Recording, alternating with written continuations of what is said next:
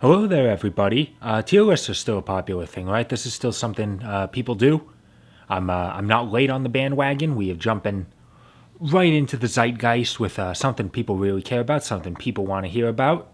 The Prince of Persia series, because, hey, guess what? I made that Prince of Persia video a year and a half ago, and we still don't know when the Sands of Time remake is coming out. Whatever the hell is going on with that game has got to be an incredible story, and I cannot wait for Matt McMuscle's What Happened video, inevitably, when that comes out eventually.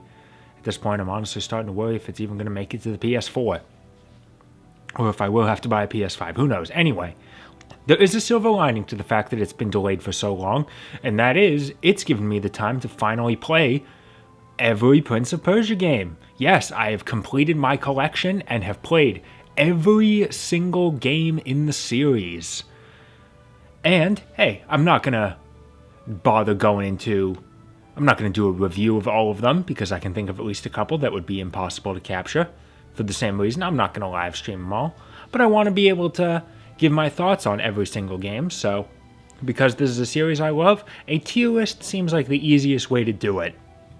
I won't waste any time. Let's get started with the original 1989 Prince of Persia. Now, I'm not going to go too into detail with this one because I already did a full review on it, and I think it's a pretty decent review. So if you need to know what my opinion on the game is, there's a card that's popping up on the video right now. And then I'll give you the full thoughts. But, it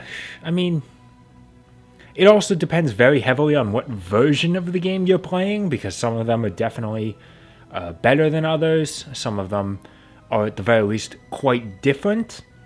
As I've said, I'm most familiar with the remake of the game, Prince of Persia Classic. That's the version I'm most familiar with, so that's pretty much the version that I'm going to be rating this on. And I would say that that is worthy of a B rank. Because it's not the best. No matter what, it is very much an aged game, but I still have a pretty good time with it. Just having the remake does help it out a lot. It would definitely be at least a bit lower if it were the original version of the game. At the very least, I was stuck with the version that's in Forgotten Sands on Wii. That version is really bad for some reason. I have no idea how that got messed up. On a side note, I really want to see more people do tech analyses on unlockable bonus extra emulations, collections. But I can't seem to find anyone who does that kind of stuff, so you know anyone, let me know.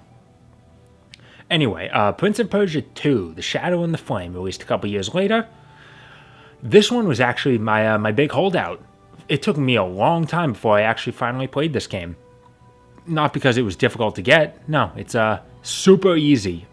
It's not expensive to buy a CD version of. I just had to buy it on eBay, and I eventually got it to work. I had so much trouble because, I will go into this a little bit. The box says it's a Windows 95 and 98 game, so I'm like, okay.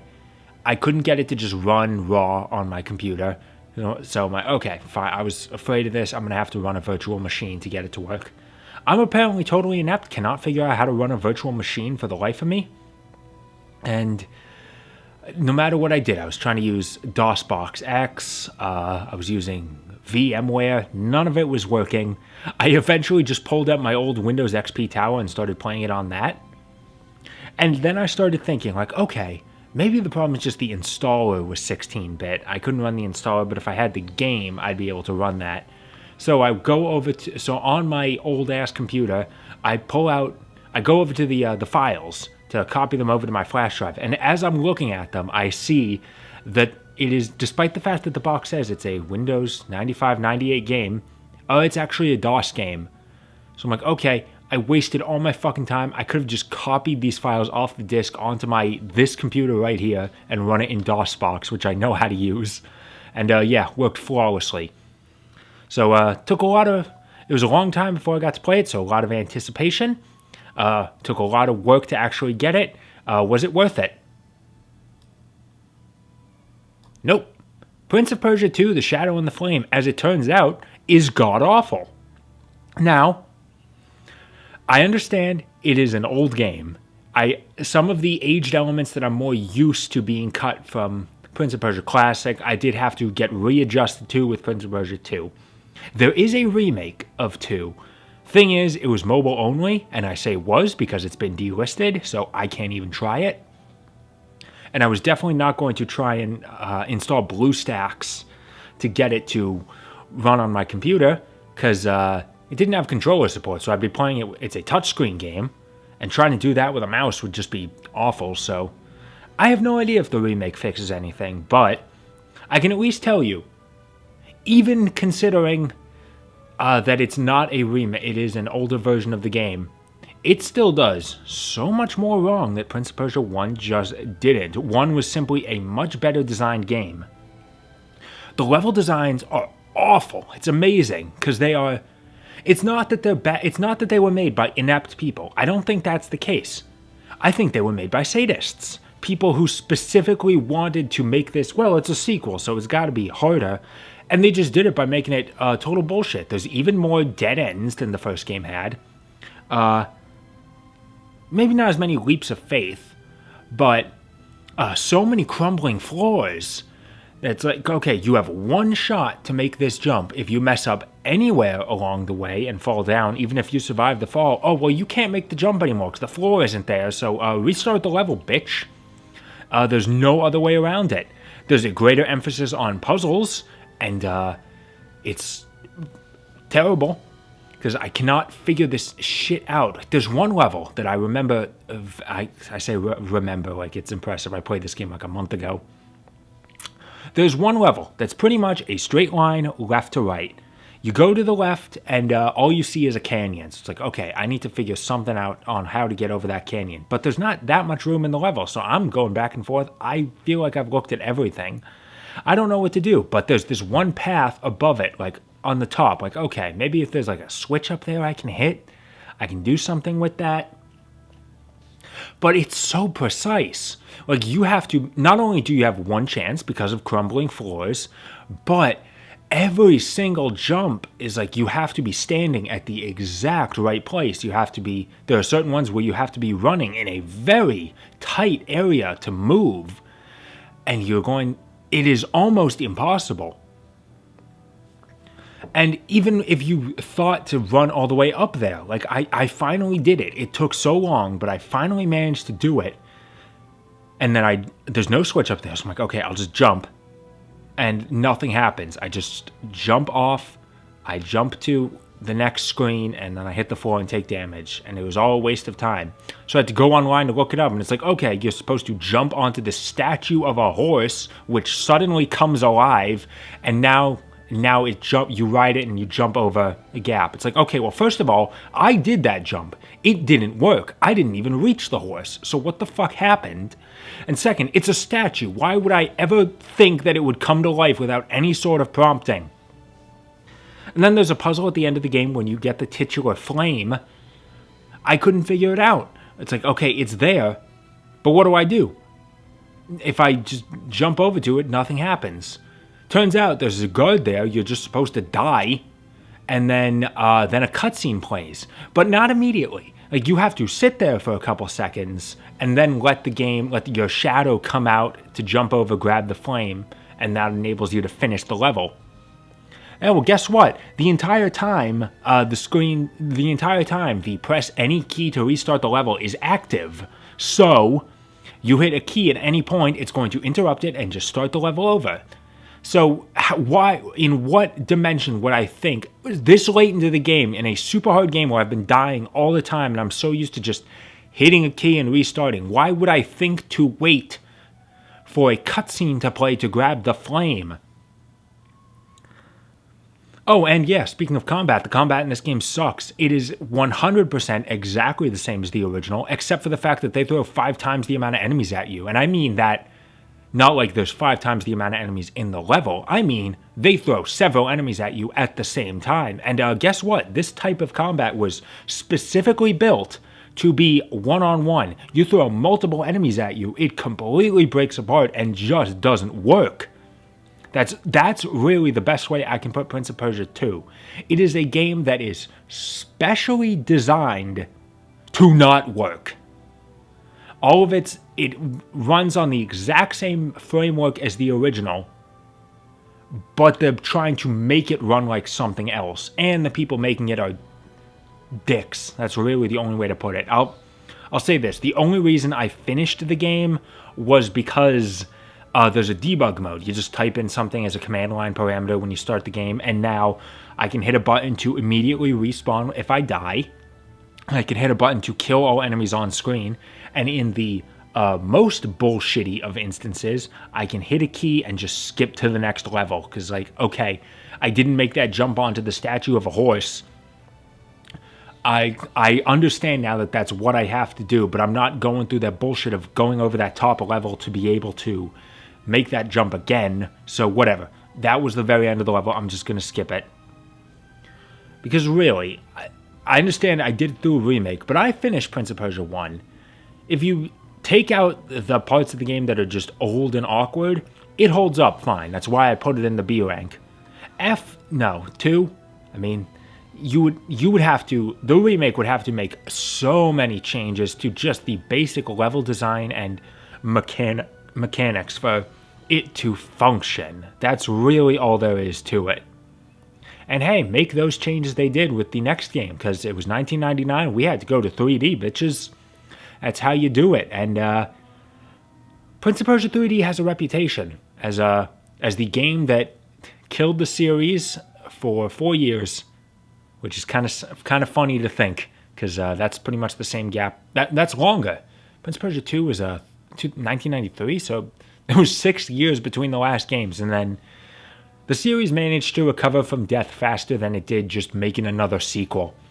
And considering that we are 12 years since the last Prince of Persia game now, Right, so yeah, I knew that much going into Prince of Persia 3D, that, okay, this is an old 3D game. I have to get used to that specific kind of jank. And I did. Prince of Persia 3D is not a good game. I cannot deny that. But it's better than Prince of Persia 2.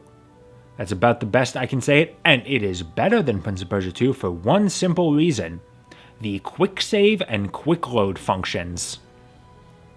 Yeah, I can save and load anytime in Prince of Persia 2. However, it only saves what level I'm in, so even if I load my game, I still have to redo the entire level, and I ended up spending like an hour on each level. So, it really drains you. 3D, on the other hand, I'll give you a pro tip if you're going to play this game. Play with a controller, it's just comfy like that. Map quick save to clicking in one of the sticks and quick loading on the other. I don't know how fast it would have been on a computer at the time of its release, but on a modern computer, it is instantaneous. So long as you are standing still, you can quick save, and it is a save state. You hit the quick load button, you are instantly right back there. So, all of the weird controls, the kind of awkward level designs, the definitely awkward combat, is all completely manageable because you have a built-in save state function. That's not even cheating, that's just a function of the game, and it makes it so much more tolerable. Now, I can't really say if the level designs are more confusing than 2, because the copy of Prince of Persia 3D I bought on eBay came with the strategy guide, so I just had that in my lap, and I was following that. So I didn't get frustrated and have to look something up. I just always had the answers right there in my lap. So that helps. But honestly, at the end of the day, I would say that Prince of Persia 3D and Prince of Persia 2, how bad they are, feels a lot like how I feel about Mega Man X6 and X7. A lot of people will say X7 is a worse game. It just does not work as well on a functional level. But I give it some leeway because it fails, but it fails at doing something new. So I understand why it fails. X6 failed at doing something the earlier games did fine, so it's even more inept. Prince of Persia 2 fails at something the first game did alright. 3D is not good, but it's at least trying something new, so I can't be too harsh on it. I understand it's not a good game, that's why I'm still leaving it in D, but it could be worse. And honestly, I think Prince of Persia 3D is actually a very interesting experiment in game design, because it is actually a surprisingly faithful representation of the earlier Prince of Persia games, but in 3D. So it's interesting to look at it at least in that way, because you start to see the sorts of things that work in 2D don't necessarily work so well in 3D.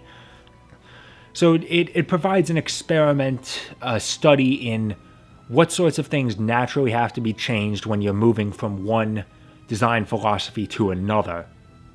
Which leads me into the next game, Prince of Persia: The Sands of Time. It is definitely nowhere near as accurate to the design of the classic Prince of Persia series, but it's much closer to the spirit of it. It adapts what the original games were known for and actually makes them work in 3D. And I've definitely talked about this game several times, so it's not going to be any surprise to you guys that this game is the cream of the crop. Sands of Time is so goddamn good. It's one of my top 10 favorite games of all time. It comes together so well. The level designs make great use of the prince's platforming and parkour abilities. The combat is busted, I will not deny that, but it's busted in a way that favors the player, as opposed to the previous two games busted against the player. So long as you master vaulting over enemies and jumping off of walls, the combat in Sands of Time is just completely done.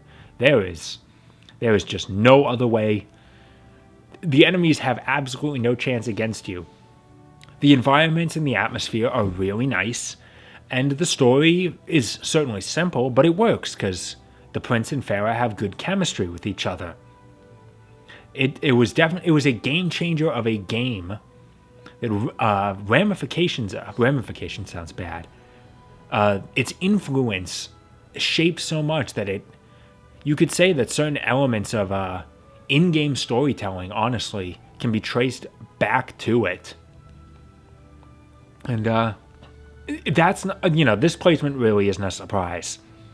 Sands of Time is definitely the most critically lauded game in the series. Even when you're talking to fans, for the most part, they say that Sands of Time is probably the best. And yeah, I agree. It's super good. If I'm going to tell someone that they're going to play a Prince of Persia game, Sands of Time is really going to be the place where I start. Now, I would not say the same for Prince of Persia: The Sands of Time. Yeah, guess what? There are two games called Sands of Time. And one of them, I think the GBA version actually released like a week earlier, so I probably should have done it first, but it would feel wrong to say that Sands of Time on GBA precedes the console version, because it's honestly barely even the same game. Like, it technically has the same story, I guess. You do still have the time rewinding function with the dagger, but it's all just handled so differently. And it is handled much worse. Sands of Time on GBA is not necessarily a train wreck, but it's definitely a bad game. It comes down to the fact that it's not... They're making a 2D game, so the obvious idea would be, let's make something that harkens back to the original Prince of Persia, just in the world with certain elements from Sands of Time. I have the feeling that's sort of what they were trying to do, but they failed on a couple key elements, mostly due to the fact that the game is completely weightless and lacks any sort of discipline. Yeah, the early Prince of Persia games were known for committing to your jumps more than anything else, honestly. If you made a jump, you were making that jump. Sands of Time on GBA, nah, you move around like Mega Man. And some people would say, like, oh, that sounds better. I don't like the committing to your jump sorts of thing. It doesn't work with this kind of game. It completely undermines the sort of design that they go for. It just feels weird. Like the sort of thing you'd see in a Flash game, I guess. No discipline to game design. The combat feels much the same way. It's completely weightless. There's no strategy to it. You just swing your sword, hit the enemy. It doesn't bounce off of them or anything. You just slice right through it and they take damage. It just feels, if anything, unfinished. And it has like, it's one big game. It's not split into levels. And not like a hub, but you're going from one area to the next, walking to it, and you can go back. There's not really a reason to go back. Like, you get power-ups that, like, hey, now you can do this. Now you can wall run. Now you can wall jump. But what does it matter? Because you don't have to go back. It is just there to continue moving forward. So why is it a big open world? Well, because they wanted to have it where once you beat the game, you had to, and before you actually beat the game, you get sent to the first area and you have to walk all the way back to the end, and it's really a pain in the ass. Now, there are warp points. I was a moron who didn't realize how many there were, so you probably can get to the end of the game pretty quickly. But I ended up walking most of the way, and let me tell you, really sours your experience on the entire series. Not series, God, the game. Don't play Sands of Time GBA. There's a reason why it's been lost to the Sands of Time. Now, I probably should have done this a little earlier, but I'll be honest with you, I kind of forgot. When I said I was going to rank every Prince of Persia game, I meant every Prince of Persia game. Yeah, we ain't leaving the mobile space out of this one, baby, because there's a surprising number of mobile Prince of Persia games. And for the most part, they are just adaptations.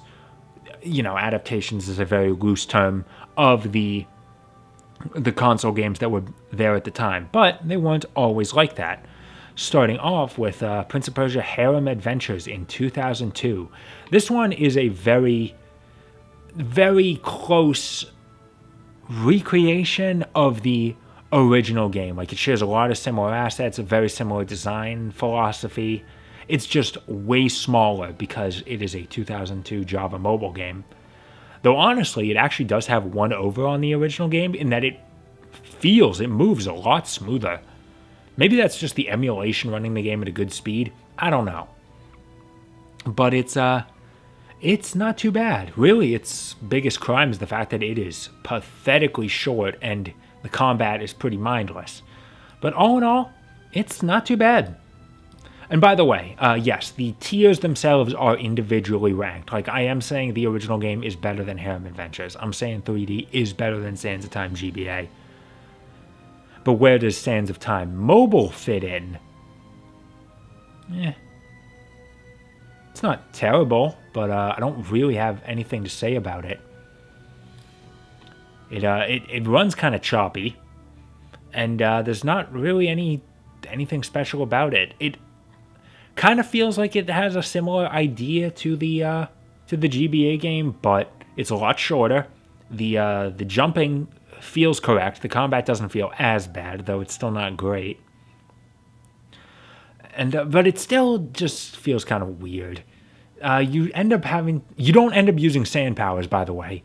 There's no time rewinding, no time freezing, any of that. It is the sand power-ups you get are strictly for things like wall running, wall jumping, rolling, sorts of things that you don't expect to be power-ups you have to collect. But I recognize the fact that it's a 2003 mobile game. I'm not going to be too harsh on it. It's not a bad way to waste half an hour, I'll say. Honestly, you're going to waste more time trying to find the jar files to run them all on an emulator. I would have liked to try it on real hardware, but guess what? My old ass Java phone that I do still have sitting around for some reason doesn't have a SIM card anymore. I probably got rid of it when I replaced it when the data was transferred to a newer phone. So I can't even use that phone. And so I couldn't just load it on there and test it. Had to do it all with an emulator. Oh yeah, Sands Time Mobile also has a weird thing where you can't. Yeah. In any other 2D Prince of Persia game, at least, okay, discounting Sands Time GBA because I'm playing this with a keyboard. Assuming you're using the keypad on the right side of your keyboard, you would jump diagonally by hitting 7 or 9, and 8 would be usually straight up, though if you're moving, it would 7 and 9 are there to do a moving jump from a standstill. Sands of Time Mobile is the only one where you don't do that, and it just feels like one weird bit of control that's lost to the player. Anyway, so Sands of Time, the console version, was a big success because it was a fantastic game. So of course Ubisoft went right into making a sequel for the next year, Prince of Persia: Warrior Within. This is definitely also a game that I've talked about on this channel before, so you are not going to be surprised when it ends up right down there in the F tier. Yeah, for some reason Prince of Persia is one of those series where the second game in a series is just awful. Now this is sort of a controversial opinion because while I said that Prince of Persia fans generally accept that Sands of Time is the best game in the series, there definitely are plenty of people who have differing opinions on it. I've seen plenty of people that say, oh yeah, Warrior Within, that was my favorite one. And it's just one of those things I cannot understand. Because I've played this game, trust me, I've played it.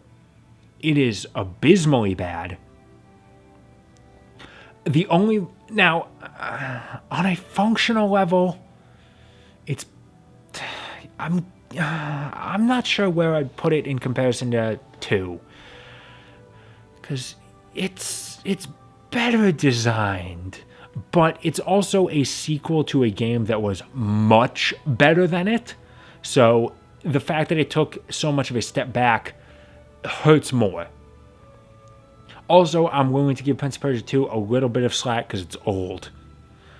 This one is, it's still 18 years old now, but really, it just makes me angrier, so I'm going to say it's a little bit worse. Legitimately, the nicest thing I can say about it in comparison to Sands of Time, they fixed this from the last game, they made it better, was the being able to slide down curtains. That was cool.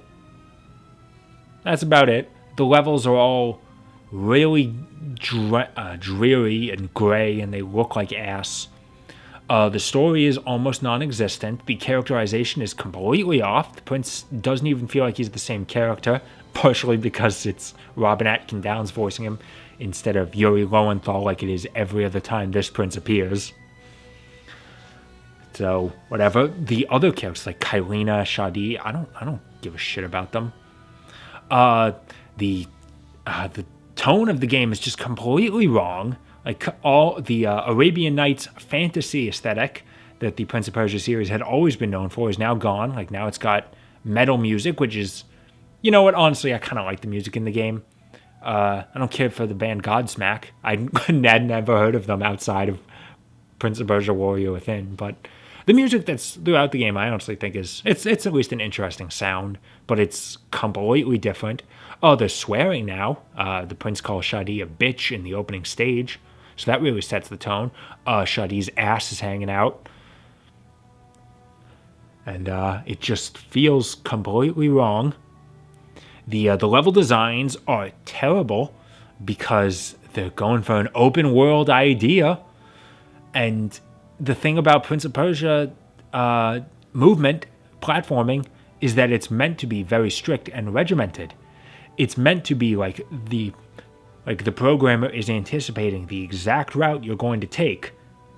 That's hard to do when you're going both ways. Like they need to be able to say like this is what you're going to do when you're going this way, and then you have to also be able to make it back, which they don't bother trying to do it like you can make it back through the same route. You have to go some other way, and it just ends up being a huge pain because there's no reason it should be open world. Just have it be each of the... You have a central hub, and you go to differing areas on the island of time, so why not just have those be individual levels? The only thing I could see that would cause an issue there is, well, if you missed one of the life upgrades, you wouldn't be able to get the true ending anymore. Yeah, well, guess what? I didn't want that. Just have it one ending, like literally every other Prince of Persia game. You don't have to do it that way. But I could honestly not forgive, but be a little kinder to it if it weren't for the combat. And a lot of people say like, oh yeah, Warrior Within's combat was way better than Sands of Time. It's not as easy to break, which honestly I consider that to be kind of a downside, but you do you. And you do have more options. There are more moves. They're more situational. Like you can't just, there's no one-size-fits-all approach on everyone. And there's more enemies, I guess. That's sort of the problem. Sands of Time definitely did have long action sequences because enemies would keep spawning in. Like, Sands of Time was limited to 4 enemies on screen at a time, and as soon as you'd kill one, another one would spawn in. They would keep doing that until you exhausted the supply. And it would be kind of nice if there was a way to see that. But either way, the game was built around that. Warrior Within gets rid of that limit and doesn't build the game around it. Like, here's the thing.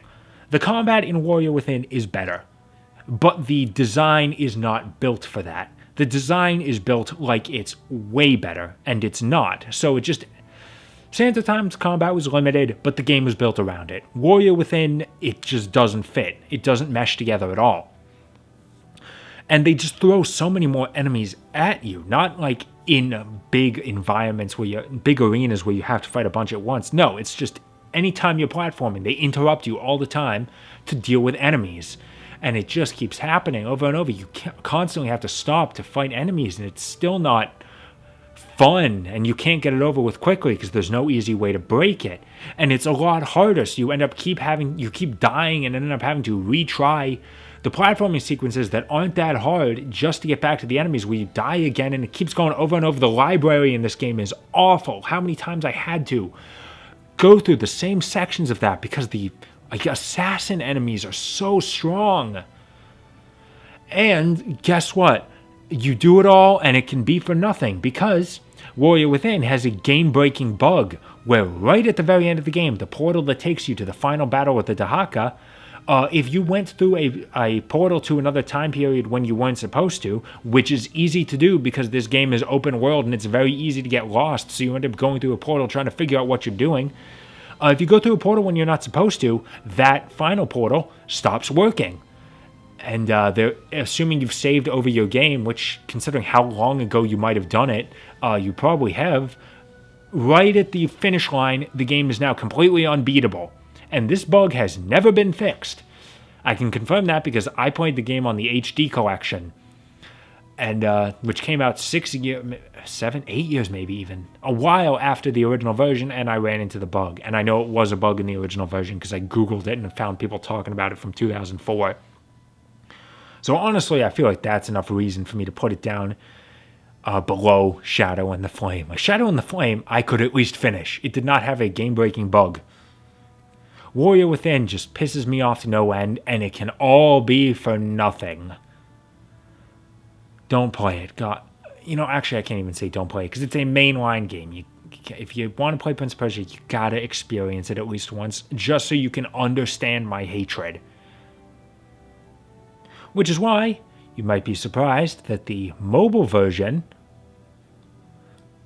gotta move things around, is not that bad.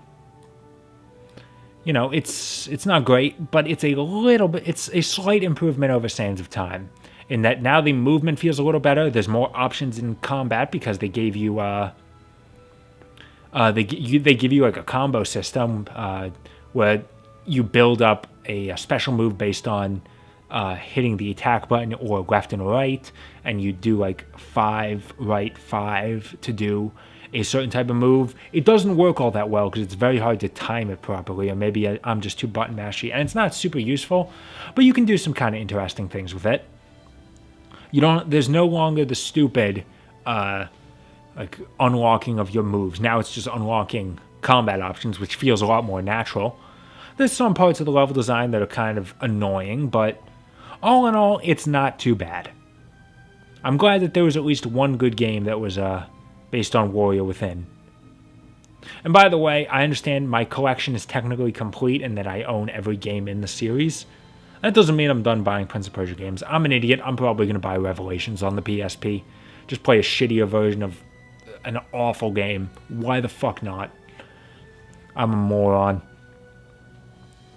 But after Warrior Within honestly did get pretty good reviews, we got The Two Thrones a year later. And I'm actually surprised that it came out a year later, because months before the game's release, like not that long, it was slated to be a completely different game called Kindred Blades that was very much taking after Warrior Within. Like, it was still going to be open.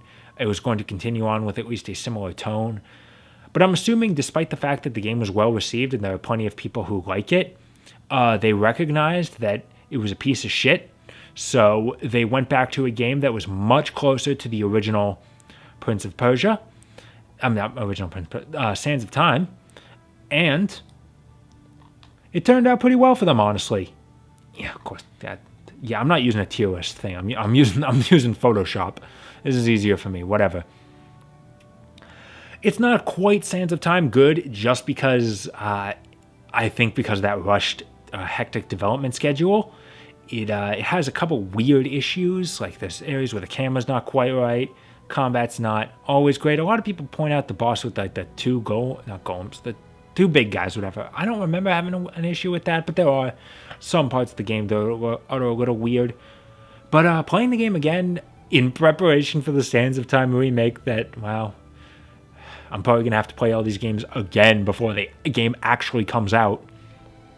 I was surprised how good it was. Like, it does take elements from Warrior Within. Like, you still have the expanded combat. There's even more stuff to do with the platforming. Like, there's more jumping off shutters, stabbing your dagger into certain points in the wall to be able to switch directions. Like, you can run along the wall and then go up it. The stealth kill system to prioritize not fighting, so go in the opposite direction Warrior Within did. It actually works out surprisingly well. It makes a really good game.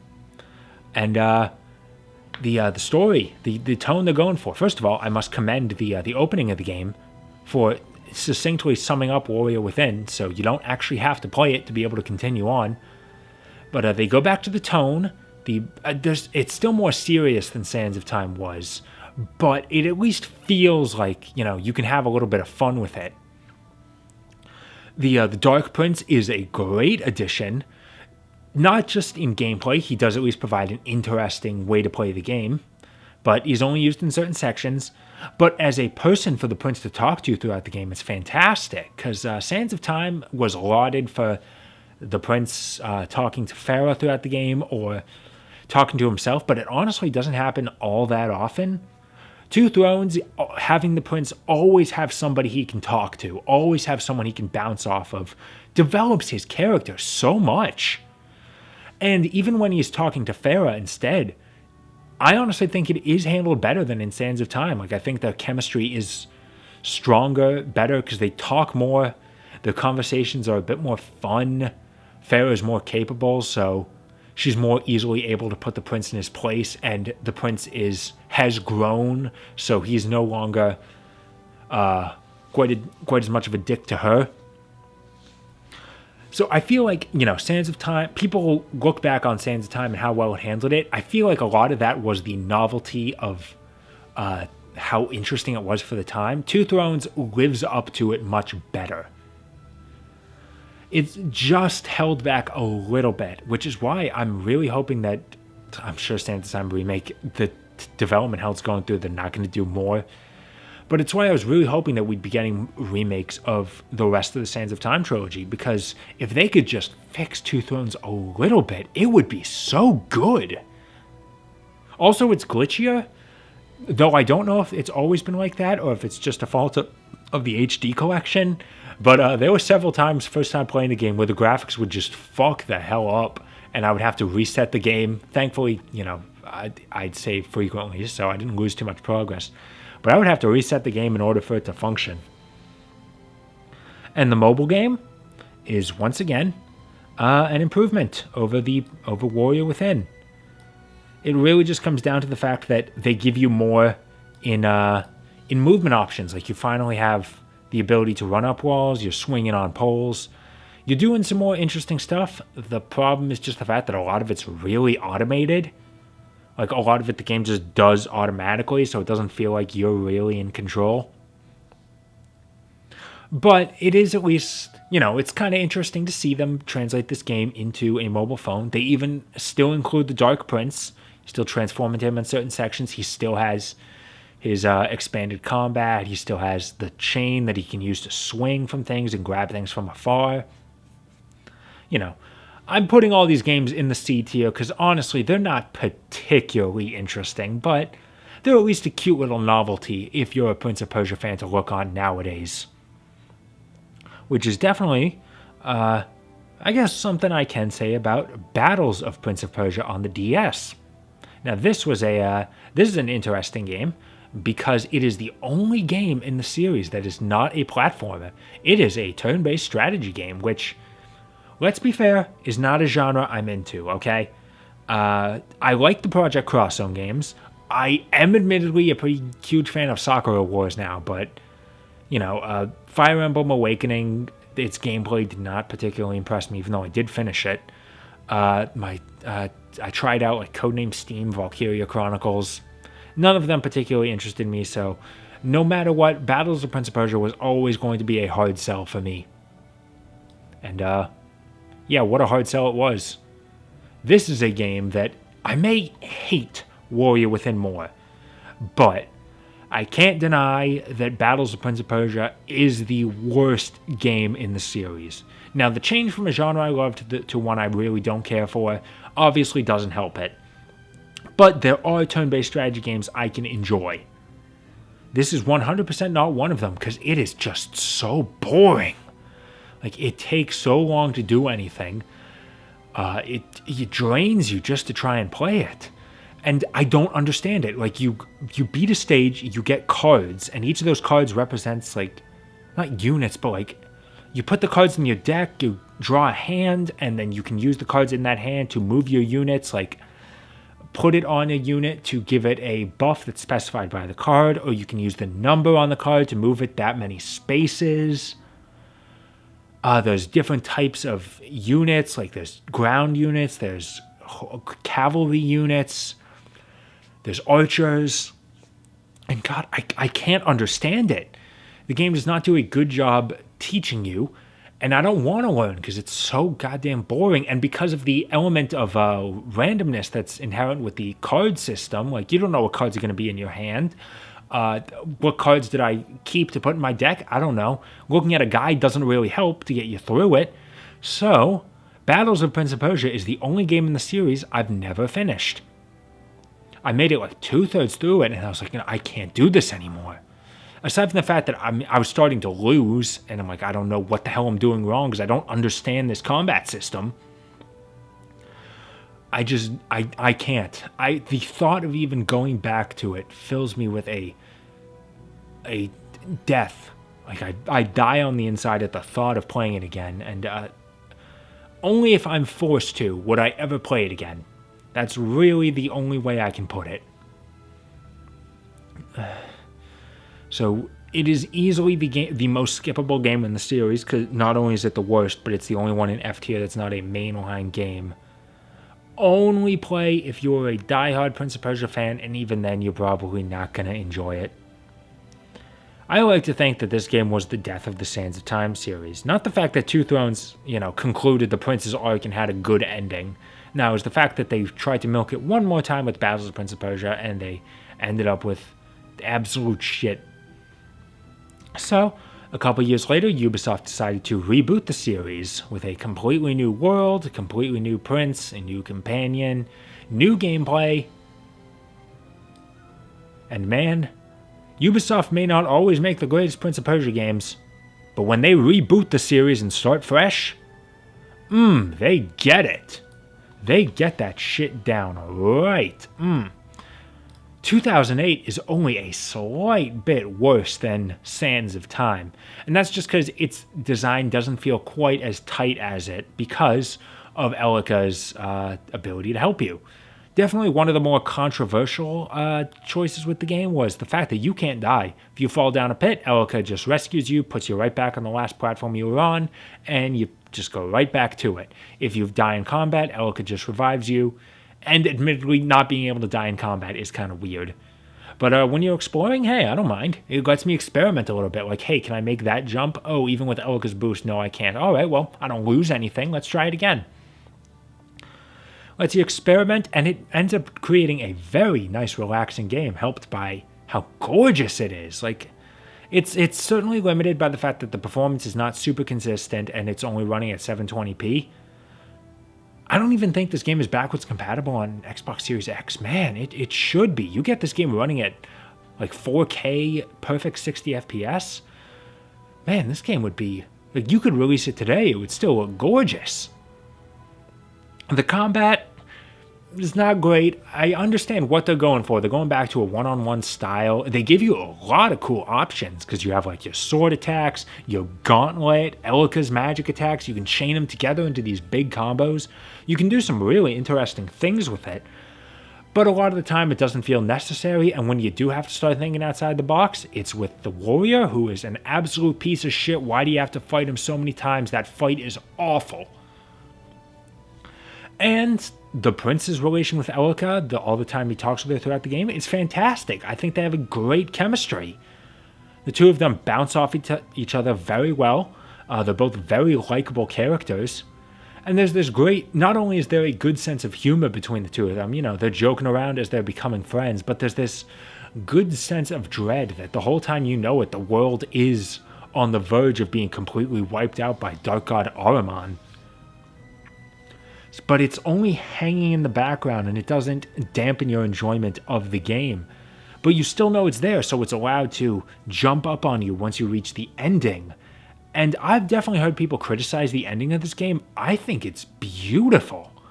Like, I love the fact that it's just this tragic, really dark, open ending. Like, you could just end this series right at that ending, and I would applaud it as this very ambitious idea. Of course, the game had epilogue DLC, which completely throws it out. The epilogue DLC adds nothing of interest to the game. It just gives you a more direct cliffhanger saying like, okay, well, now you have to make more games. You can't just let it end on this artistic note. You got to make something new now. And, well, they did. Not a direct sequel, probably for the best, because would have ended up being shit. But it is still a story sequel on the DS, Prince of Persia: The Fallen King. This one is definitely, again, sort of a controversial game in the series. Not just because people sort of disregard it because, it's just a DS game. Like, when I'm talking, I want a continuation to the 2008 storyline. I really want an actual new full game in the series, like 3D. But also its control scheme. It's a DS game, and it really goes hard on the touchscreen. You use the touchscreen for everything. You drag to move. He auto jumps. You tap to attack. Yeah.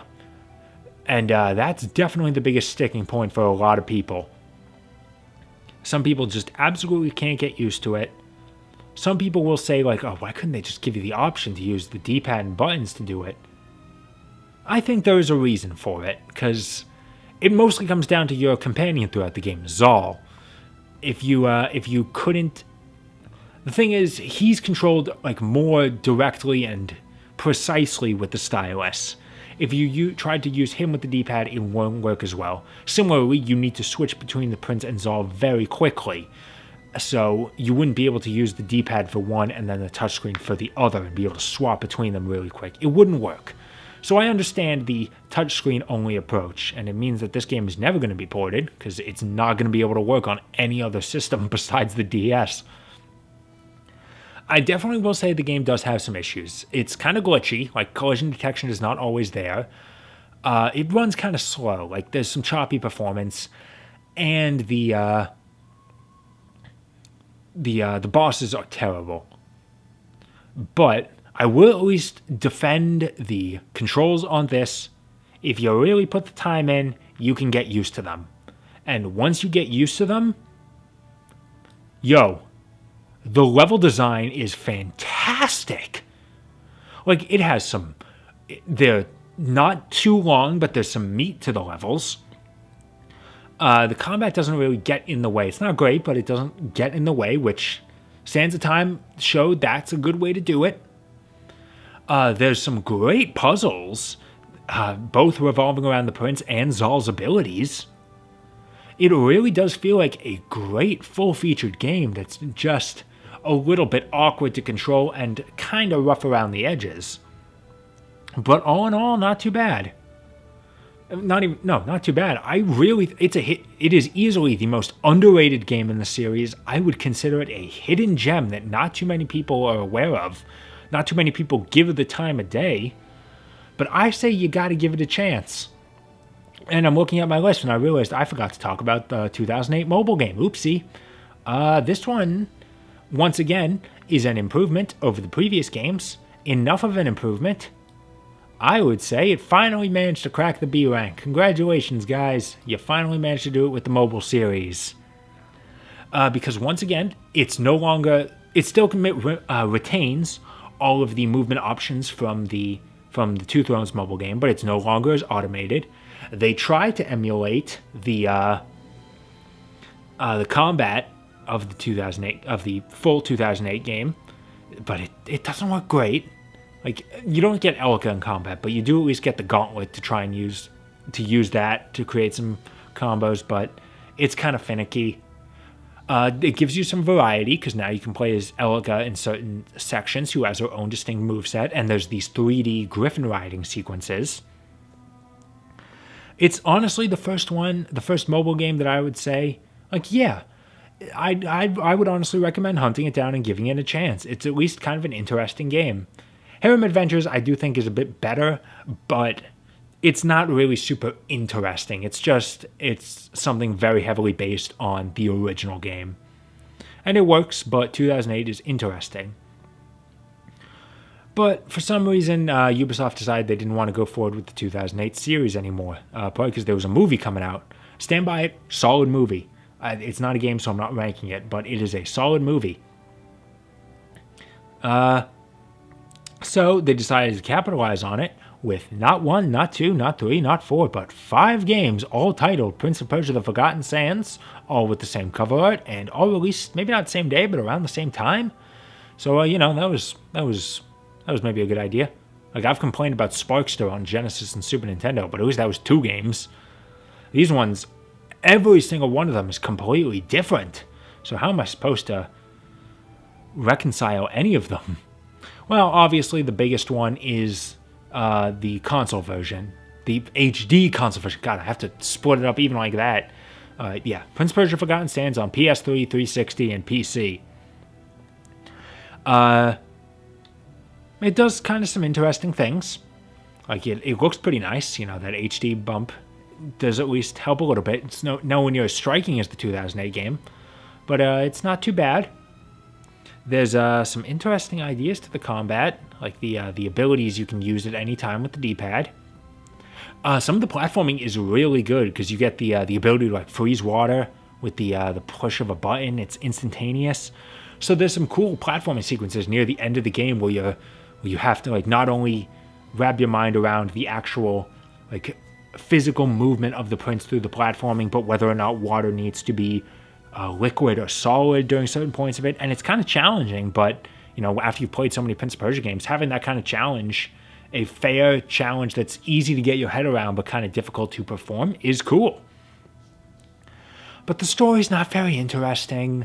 The combat has some interesting ideas, but it once again lacks any sort of weight. Like, I've heard it described as feeling like a Dynasty Warriors game, and that's not completely off, except it doesn't even go that far in spectacle. And there's just not too much to say about it. It's a pretty, I don't want to quite say middle of the road. It's a bit above average, but I wouldn't go much further than that. Now, the Wii version has some more interesting ideas going behind it, because it's a lot more freeform with the Jin powers you get. The ability to create a sand spout, to raise yourself up to make a jump at any place, the ability to put a hook on the wall at any place, gives you a lot more freedom. But, like I said earlier, Prince of Persia games are built around the fact that the programmers should know exactly how you're going to be playing it. When you have that sort of freedom, it leads to the level design feeling a bit more chaotic and loose, and I don't really think that's a good thing. The combat also feels pretty loose. Honestly, I'd say the most interesting thing about it is it was developed by the same people who made the 2008 game, and it does honestly feel like it's trying to be a refinement of that game, because you still have the same speed of movement that you did. The 2008 game moves a lot faster than the Sands of Time games, so it retains that fast speed. The combat feels like it is more trying to be that style. Like, you'll fight multiple enemies at the same time, but there is emphasis on using different types of attacks to get through get through their guards, break their shields. And they tried to get around the like people complaining that it was too easy by just having a limited number of respawns that you would refill at checkpoints. So you would still respawn the way you would if you failed, but you only had a limited number of doing it. So they tried to at least test some waters on improvements to the 2008 game that based on critiques from the time. But it's all wrapped up in a game that's honestly one of the most boring in the series. Like, I can barely remember a thing about it. So I would say it's more middle of the road than its HD brethren. Certainly not bad, but pretty forgettable, pretty mediocre. And then there's the handheld versions. We'll start with the PSP version, which is kind of interesting in that the ideas of the platforming are really cool because it takes the sorts of extra abilities you had with the HD version. Like, you slow down and speed up sand, which if you slow down sand that's like shooting out of the wall, you can use it as a rail to run across, or you can swing on it. You can speed it up to make sand spouts go higher, so you can make higher jumps, or to push blocks without you actually having to do it. And again, towards the end of the game, there's definitely some pretty quick stuff you have to do with it. But it just doesn't work that well, like from a technical level. Like, a lot of the jumps, once the game starts getting more complex towards the end of the game, just feel like they don't work properly. Like inputs get eaten, the frame rate slows down. I remember one point towards the end of the game where you're running away from a boulder, and the jumps to get away from it honestly just didn't work a lot of the time. It's kind of a frustrating experience to play. If it worked a lot better, it would actually be kind of cool. Like, this 2.5D Prince of Persia game that's not trying to be like the old ones. It definitely does feel like a game more inspired by Sands of Time, that style, and with some really cool expert platforming, but it falls apart on its performance. That's about all there is to it. And then there's the DS version, which is definitely very much built off of Fallen King. It was the same developer. Same control scheme. You still have absolutely no option to use the D-pad. Except in this game, you don't have a companion like Zal, so it doesn't feel warranted that you have to use the touchscreen all the time. It works better. I'll say that. It runs better. It's not as glitchy. I think the boss fights were a little bit better, but not too much. Its problem is the fact that it completely lacks all of the cool things that Fallen King did. The level designs are all really boring. There's no interesting story. And it just kind of ends. Like, it doesn't even feel like it finishes. It just kind of ends at some point. It's just not a particularly enjoyable game. So yeah, the Forgotten Sands series was not really a great return, which is maybe why they were the last Prince of Persia games. Or because Ubisoft discovered, hey, Assassin's Creed performs way better doing the same thing, so we're just going to make a bunch of Assassin's Creed, which is sad because Assassin's Creed was originally supposed to be a Prince of Persia game. And then it completely eclipsed it, and us Prince of Persia fans who don't care for Assassin's Creed have been dying for the last decade. So, that's fun, and the last games we had to look back on were overall pretty mediocre. But the mobile version is solid. Legitimately, it's once again an improvement over what the 2008 game did. It looks surprisingly nice. 2010, it's still running on Java. There was an Android version, but I didn't try to get that one to work. I just used an old Java version because it works with free J2ME. But it works totally fine. Like, even though it's made great technical strides, it still runs totally fine. It's a much more cinematic game than any of the previous ones. Like, there's set pieces where you'll like kill a giant guy with an axe, and then you'll pick up the axe to smash through a wall. There's quick time events, which are a little bit awkward, but you do some really cool stuff with it. Like again, with those big guys, you'll fight them off for a little bit, and then you'll do a screen goes black, and you'll slash through them, and it looks cool. There's a point where you're just fighting a normal guy in a crowd, and you'll pick him up and throw him through a wall.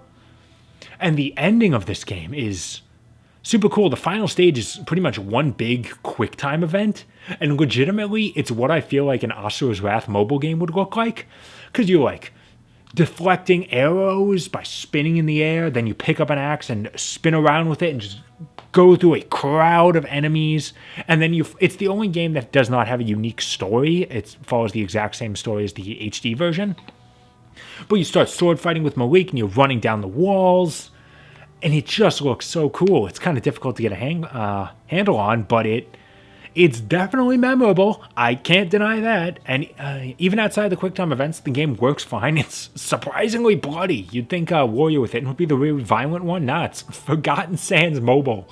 It's like the most violent Prince of Persia game. There's blood everywhere. I kind of loved it. But but unlike Warrior Within, it doesn't feel like it's betraying the tone of the series. And it was a really good way to close out that era of Prince of Persia mobile games, the Java era. It's legitimately the best game in the Forgotten Sands moniker, and much like the mobile version of 2008, I honestly recommend getting an emulator and playing it. It's probably just going to take you a while to hunt down the proper jar, because there's a million different versions of it for different types of phones, and I had to go to this big repository and find okay, which one has a vertical resolution, because I know those ones work here correctly. The buttons, because I had a more horizontal widescreen version originally, but the button mappings on that type of phone did not match to what J2ME uses, and there's no way to change it, so it just broke. And it's a bit of an experience actually trying to get this stuff to work, but if you can, you legitimately do get some pretty interesting Prince of Persia games out of it. Not long ones either, so if you're a fan, there's not too much to lose. And you can actually play them, unlike the final two mobile games we have, the last two Prince of Persia games. These ones are in the smartphone, iOS, and Android era, starting with Prince of Persia Time Run. I legitimately did not know this game existed until I was gathering the pictures to use for this, and I found it on the wiki.